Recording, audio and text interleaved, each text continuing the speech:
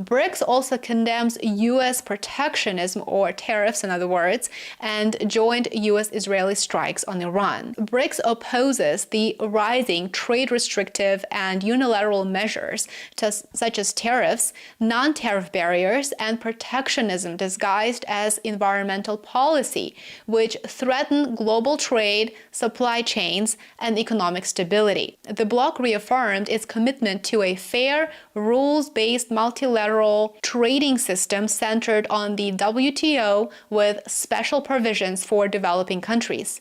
It calls for urgent reform of the World Trade Organization, including the restoration of its dispute settlement system, which we know doesn't really work very well.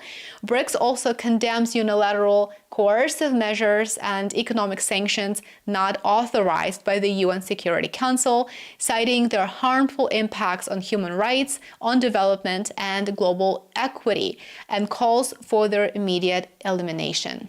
The third key takeaway is the demand for Israel to withdraw from occupied Syrian territory. BRICS supports Syria's sovereignty and a UN-led inclusive political process under Resolution 2254.